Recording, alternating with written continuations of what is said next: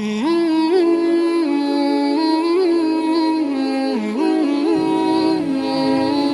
kita belajar fikih.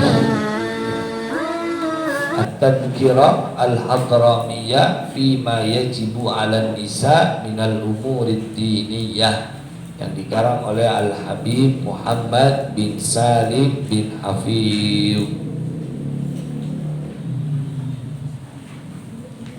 Sekarang kita sudah sampai di halaman 21. Kita berbicara tentang syarat-syarat wudu. Bismillahirrahmanirrahim. Syurutul wudu, syarat-syaratnya wudu. Jadi wudu nggak sembarang wudu, ada syaratnya, ada ketentuannya. Jadi wudu tidak sembarang wudu, ada syarat dan ketentuan. Di sini ada 8 syarat di dalam wudu. Syarat ini apa? Hal-hal yang harus dipenuhi sebelum orang melakukan perbuatan.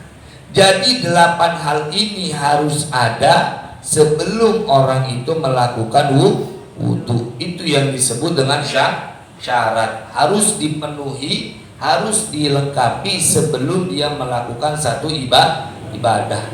Apa saja? Syurutul wudu zamaniyatun. Syaratnya wudu itu ada 8. Al-Islamu, pertama harus Islam. Jadi yang bisa wudu cuma orang Islam. Syaratnya. Bagaimana kalau ada orang non-Islam, non-Muslim, orang kafir wudu? Ya wudunya tidak sah. Kedua, at-tamyiz. Wat-tamyizu, dan tamyiz. Orang itu sudah tamyiz, bisa makan, minum, atau cebok sendiri. Itu namanya tamyiz.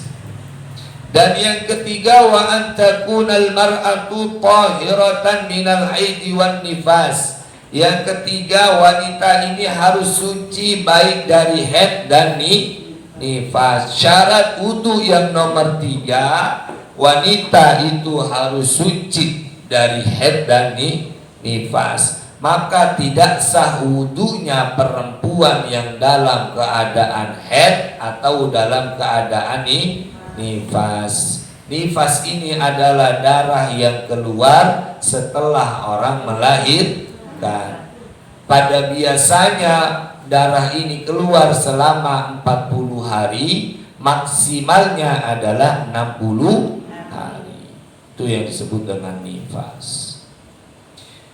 Syarat yang keempat, wa alla yakuna 'alal udwi syai'un yughayyirul ma'a karraniki aw nahwihi. Tidak boleh ada di anggota tubuhnya seorang perempuan yang dapat merubah kepada air. Karranik aw nahwih, seperti pewarna atau seumpamanya. Di dalam tubuh wanita tidak boleh ada sesuatu yang bisa merubah kepada air. Ya. Semisal apa? Semisal seperti kotoran yang ada pada wajahnya, yang ada pada tangannya, atau yang ada pada kakinya, sehingga merubah kepada kejernihan air. Ketika dia berwudu, berwudu, ternyata air yang menetes ini tidak jernih sebagaimana air yang dia ambil, maka syaratnya itu harus dibersihkan terlebih dahulu. Ya. Semisal di mukanya ada apa? Comeng-comeng, ada apa? Ada kotoran, ya. Di tangannya semisal habis megang kunyit atau megang apa-apa yang bisa merubah warna air, maka dibersihkan terlebih dahulu sebelum dia wudu. Jangan langsung wudu, tapi bersihin terlebih dahulu. Itu syarat yang keempat. Syarat yang kelima, wa alla yakuna alaihi syai'un yamna'u wusulal ma'i ilal basyara kasyam'i wa nahwi. Dan tidak boleh ada di anggota perempuan sesuatu yang bisa menghalangi sampainya air ke kulit, benda-benda yang menghalangi air sampai kepada kulit itu dihilangin dulu ya, apapun itu dihilangin dulu. Udah dihilangin baru dia wudu. Hilangin dulu. Yang merubah kepada air dihilangin, yang menghalangi sampainya air ke kulit juga dihilangi. Yang keenam, wal ilmu bi fardiyatihi, tahu bahwa wudu itu wajib. Ya, kita harus tahu bahwa wudu itu wajib. Syaratnya yang nomor 6, harus tahu wudu adalah wajib. Bagaimana orang yang tidak tahu kalau wudu ini tidak wajib? Ya berarti wudunya tidak sah. Kan orang ini harus tahu wudu adalah wajib. Yang nomor 7, wa alla ya'taqida fardan min furudihi sunnatan, tidak meyakini kepada yang fardu dari fardu-fardunya wudu, sunnatan kepada wajib, kepada sunnah. Yang nomor 7, syaratnya orang tidak boleh meyakini yang fardu menjadi sunnah ya. Semisal Haji Rizki saya tanya, Ji, basuh wajah hukum di dalam wudu apa? Ya sunnah. Karena nggak pernah ngaji, dia bilang sunnah ada tuh. Ya sunnah, maka wudu yang dia lakukan itu tidak sah. Mengapa? Karena meyakini yang fardu menjadi sunnah. Saya tanya lagi, kemudian basuh kedua tangan apa, Ji? Ya sama sunnah. Dengan pedenya dia jawab begitu.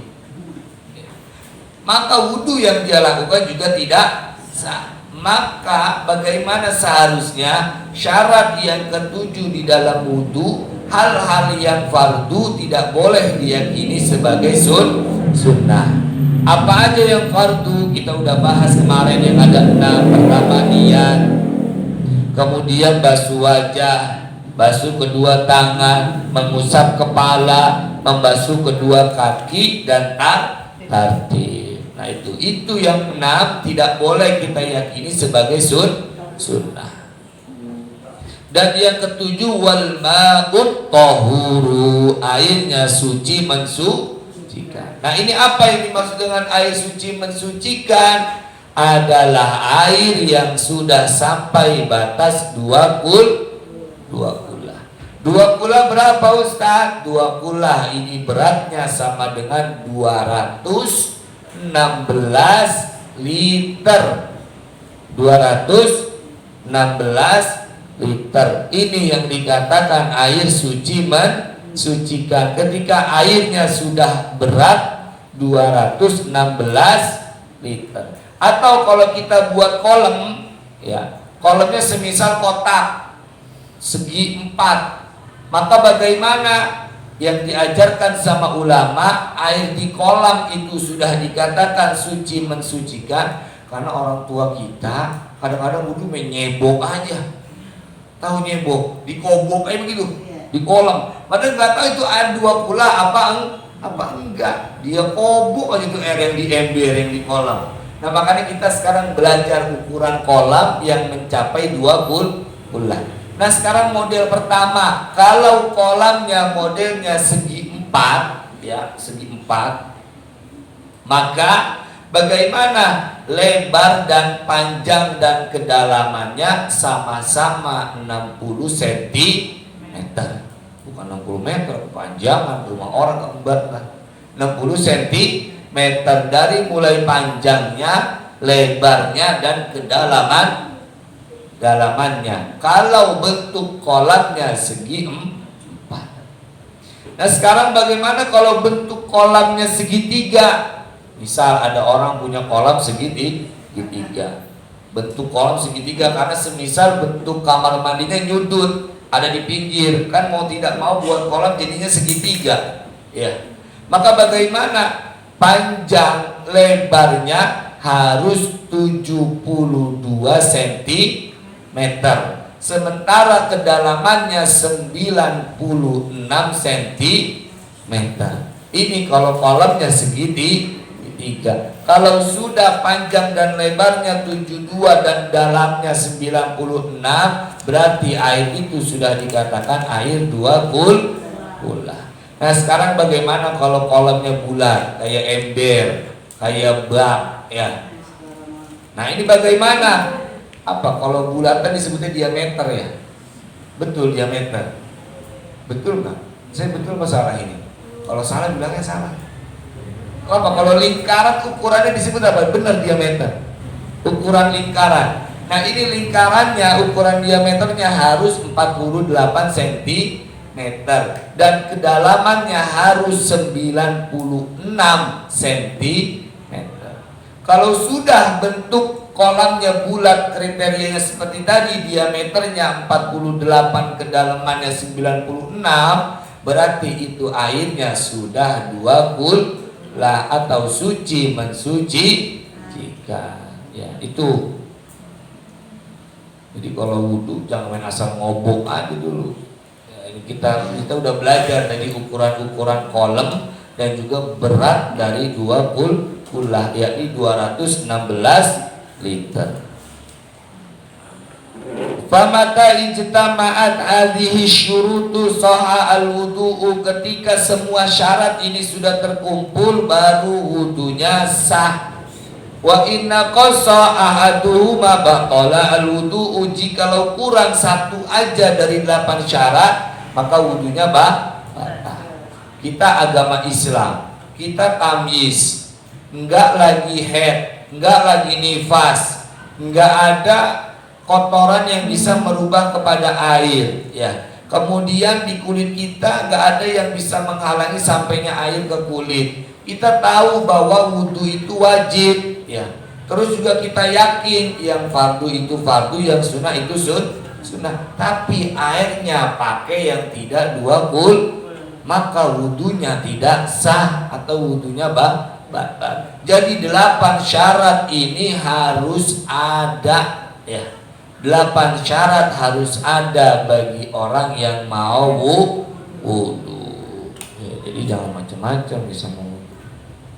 Harus ada semuanya yang 8.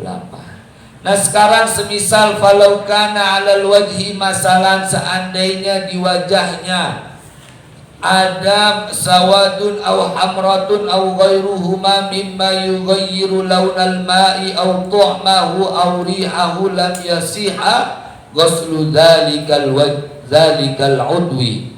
Seandainya di wajah seorang perempuan ada warna hitam dan ada warna merah yang bisa merubah kepada warna air, bisa merubah kepada rasanya air, bisa merubah kepada aromanya air, maka basuhan itu tidak sah.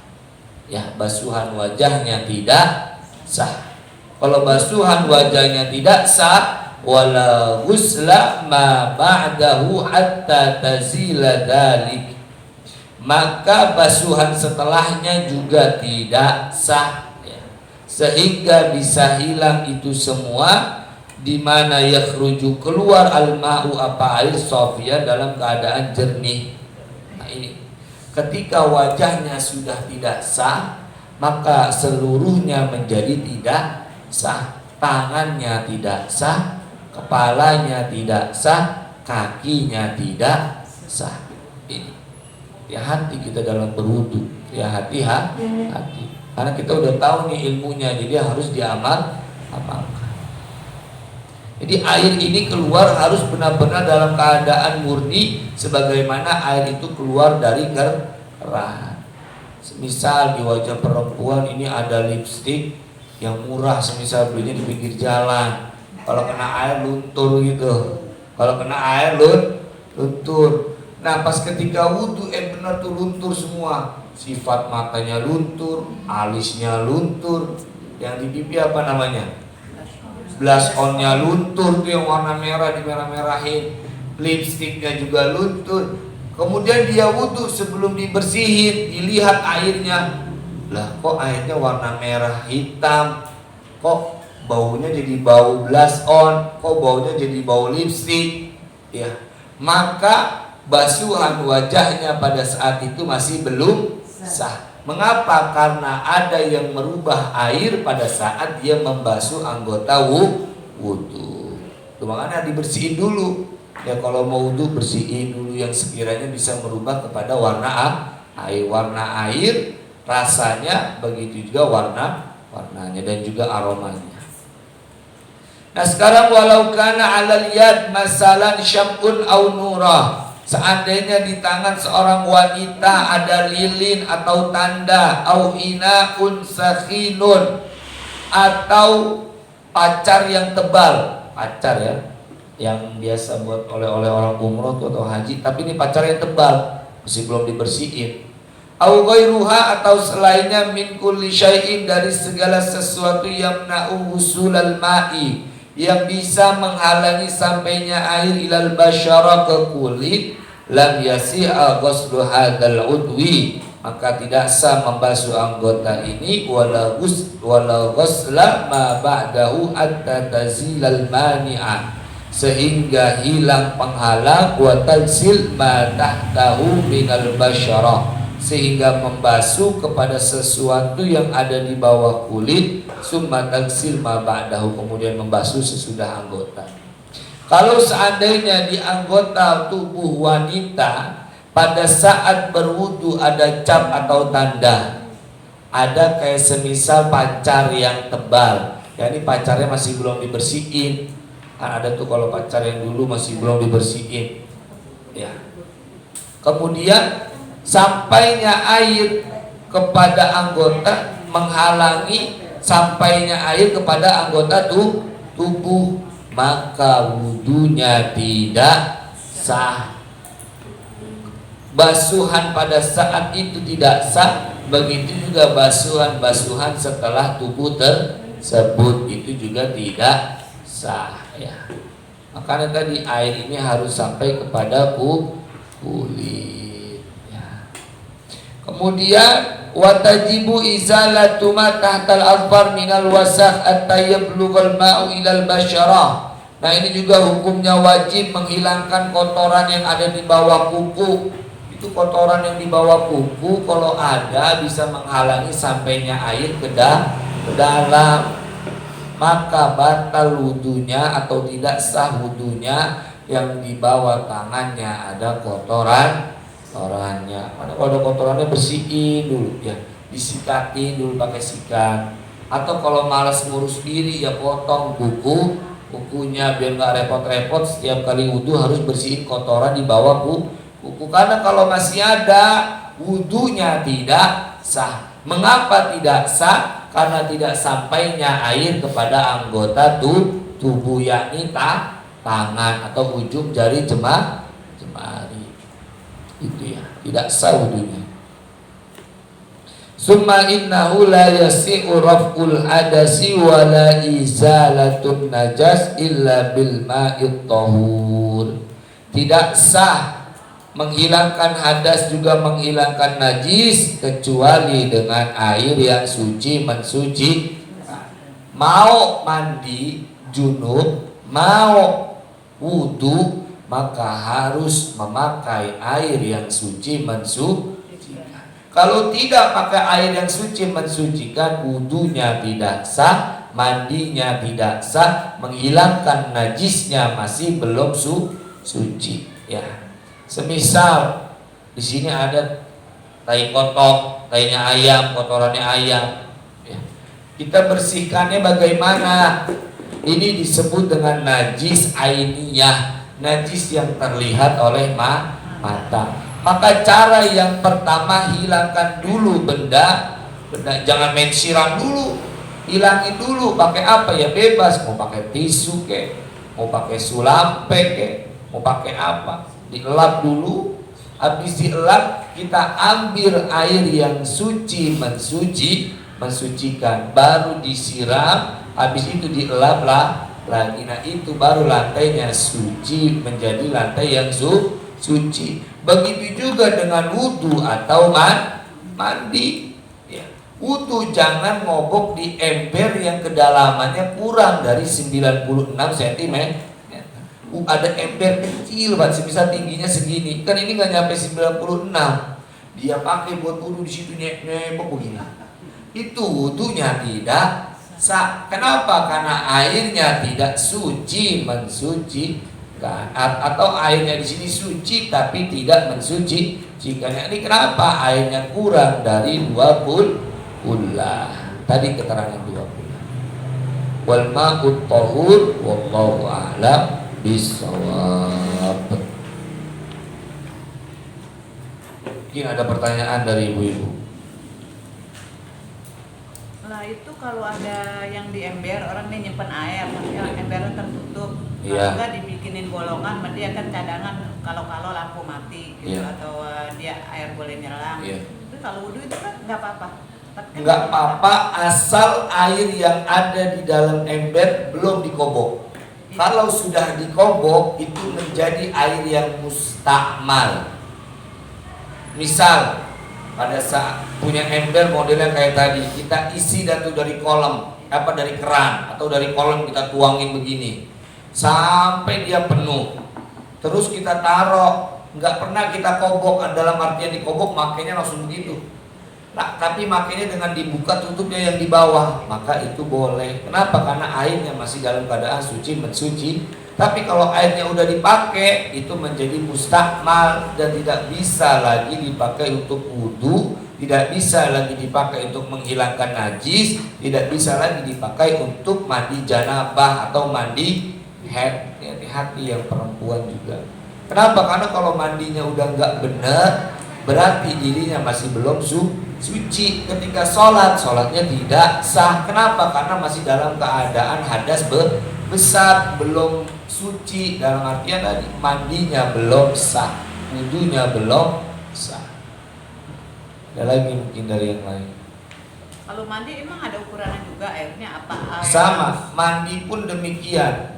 Mandi junub itu harus dengan air yang 2 kullah, yakni air yang suci mensucikan. Dalam artian tadi, ketika air sudah sampai berat 216 liter atau ukuran masing-masing dari kolam, baik kolam itu bentuknya segitiga, bulat atau segi 4. Kalau misalkan sudah, kita boleh mandi dari kolam Nah ini biasanya tragedi yang terjadi di kontrakan, yang mandinya pada bawa ember kecil, ya. Terus pada mandi dari situ, padahal mandinya mandi junub. Ini dianjurkan lebih baik mandi langsung dari kerannya. Motornya gitu udah kayak mandi apa?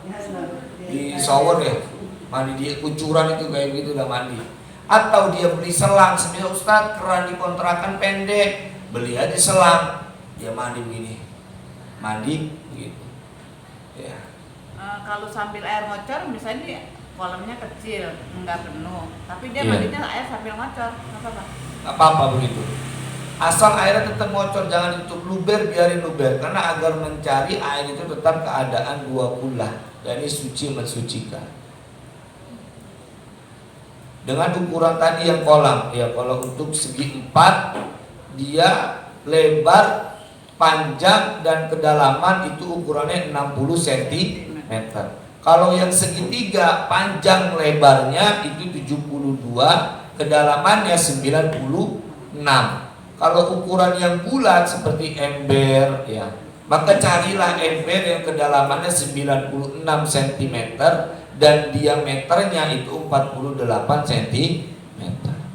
Agar supaya tadi kita kalau mau mandi bisa pakai air yang ada di bak tersebut.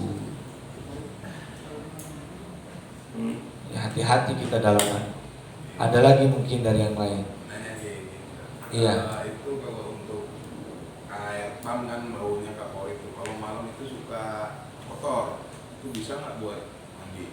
Bisa atau? Iya. Air kotor gitu. Itu disebut dengan air yang sudah berubah sifatnya. Karena air ini punya 3 sifat. Ada warna, ada rasa, ada bau. Ketika salah satu dari 3 sifat ini berubah, maka status air pun juga berubah. Ya. Bisa dia berubah menjadi mutanajis, bisa dia berubah menjadi air yang mustakmal. Demikian. Jadi ini bisa dipakai. Iya. Lebih baik tadi disarankan kita langsung dari kerannya atau beli selang. Misalnya kita mau beli shower kemahalan, ya beli aja selang yang murah buat mandi pakai selang gitu. Nah ini untuk air pump ini kan tetap dari keran itu Iya, ada pump. bau sama kotor. Iya. Gimana? Nah itu nanti pada pembahasan yang selanjutnya kita akan bahas bagaimana ketika air bercampur dengan sesuatu benda yang suci tapi merubah kepada sifat-sifat air.